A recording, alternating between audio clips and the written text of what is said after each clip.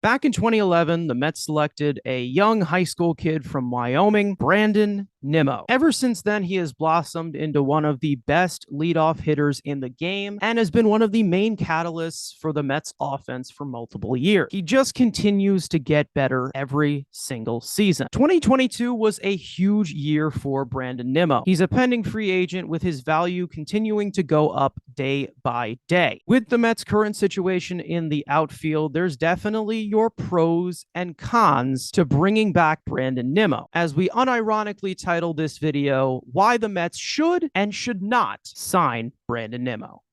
On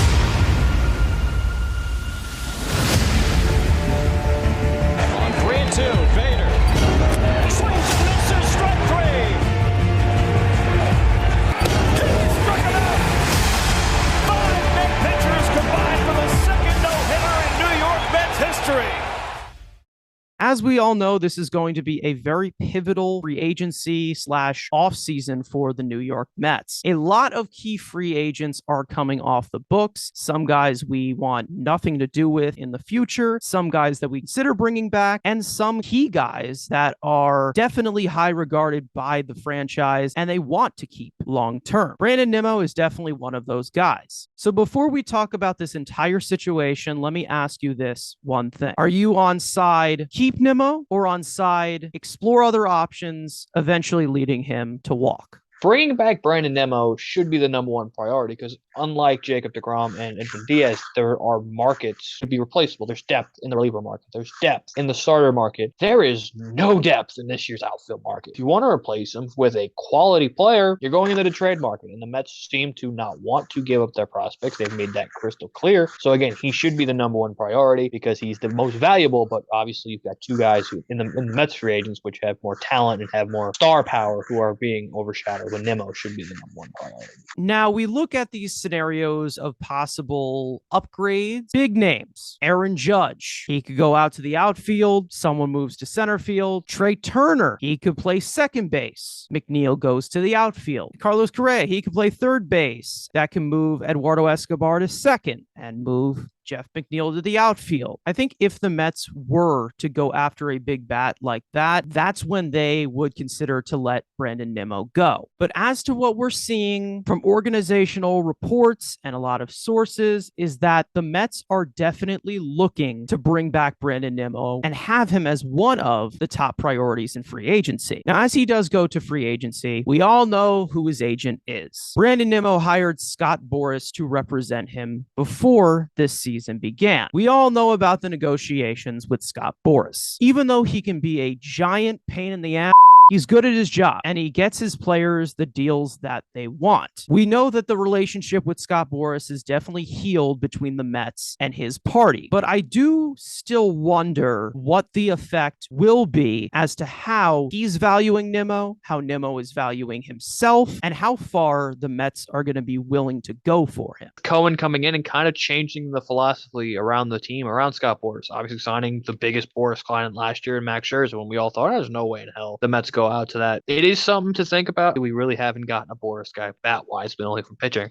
Nimmo is probably looking for that George Springer or maybe a little bit south because I think George Springer is a better overall player than him. Will he get it? Boras is good at his job. I wouldn't be surprised if there was a team desperate enough for a productive center fielder. The Phillies do come to mind, but as Brandon Marsh and they are running on a potential World Series run, obviously there's some other teams like the Giants who could use outfielders. They're going for Aaron Judge. Maybe if they do not get Aaron Judge, maybe they jump to the Brandon Nimmo sweepstakes. So there are teams that will go out and get, but is he worth that, 5 years, $150 million? I could see him getting it, seeing him as a 5-win player and coming to the scent of, can you get Boras to sit at the table? And maybe, could Brandon talk a little bit into Boras being like, hey, I kind of want to take a little bit of a hometown discount, but still want to get paid. I think that's going to be the biggest thing to get him here. I do think the Mets can give him an offer, and it just depends. Is he chasing the bag or is he chasing one winning and a bag? If it's just a bag, I think a bad team could overpay him. If it's a bag and winning, I think that's the kind of sense where the Mets can fall in to be like, hey, we'll give you the bag, but also we're going to give you the ability to be in the playoffs hopefully every year. We do talk about the payroll frame of the 2 to 3 to maybe 4 years of how the Mets approached their offseason last year. Escobar, Marte, Canna, and of course Scherzer, they definitely approached this in a short term time frame. For Brandon Nimmo to take a hometown discount, I think that this definitely works in your favor of giving him a 6-year to 7-year deal, where the salary kind of raises towards the end of that deal. You don't know if you're going to get the same production from Brandon Nimmo, but you'll still have him long term as one of the building blocks to the franchise once the Martes are gone and the Cannas are gone, and once the Max Scherzer has retired. So from the GM standpoint, how would you look at the possibility of a 6, 7, maybe 8-year deal for Brandon Nimmo with this payroll frame that the Mets have currently for the next 2, 3, 4 years? Especially with the Mets being so financially flexible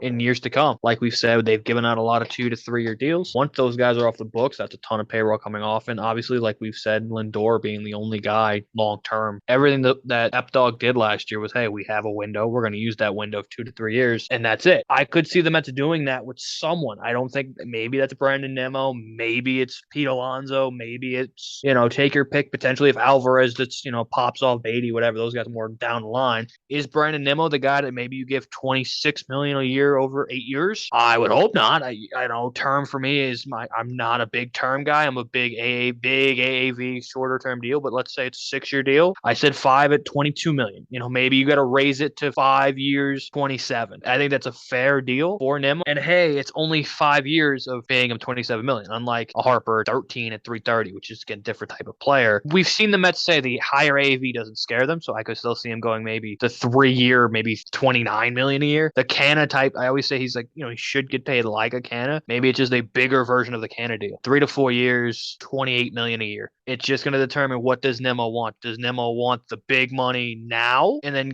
potentially have 3 good years and then go back on the market older? Or does he just want to say, hey, this is the only time I want to test free agency in my prime. I want an 8-year deal. I want a Chris Bryant type. I'd say that the leverage definitely belongs to Brandon Nimmo. We've talked about how a hometown discount would definitely come into more effect because of the injury history that he has. Well, 2022, his walk year, played a full season. So that pretty much goes full on out the window for his value. And that definitely gives a lot more advantage to Boris and also Nimmo. So an overpay is possible, and we are full on prepared for that to possibly happen. Now, as for if they should or should not, I personally think that the Mets should go after Brandon Nimmo. And the main reason why is the current state of the Mets outfield. The internal options for his replacement are not highly regarded. We've seen Khalil Lee have a whole drop from grace in this last year. Nick Plummer did not last that long. Other guys like Jake Mangum, he's not a starting caliber player, or he has not proved that he's a starting caliber player, not even at the AAA level. Other guys like Carlos Rincon, he's pretty much fallen off the map this year. The main highly regarded outfielders have not played past high A ball. Not to mention the current situation at the major league level. Mark Canha and Starling Marte, they're not getting any younger, and they most likely will be limited if they are moved to center field. We know that Marte has his speed. We know he has his range, but again, he's not getting any younger. So I know you agree with me that the Mets really should pursue Brandon Nimmo as a top priority. What do you think is the main thing that they need to keep in mind? You said it, the depth. Like, if you don't bring him back, what is the plan B? There isn't.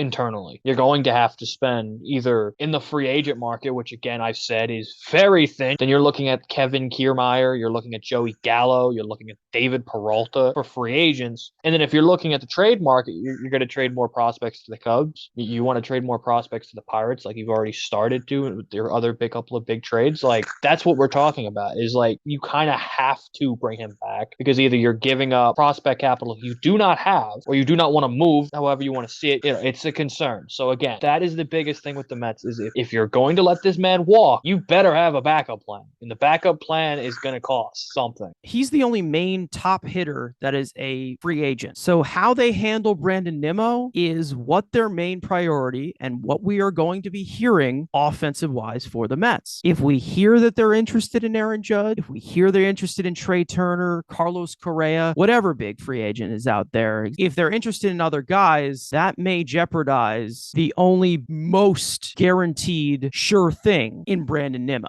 So they definitely need to be careful with what their priorities are going to be offensively. But hopefully we get that answer in the next coming months when the offseason starts. But over the last decade, I would say that Brandon Nimmo has been one of the best, if not the best, first-round pick that the Mets have had in a long time. He developed through the system. He's a homegrown guy. He's a very likable guy. Wherever he ends up, I wish him the best.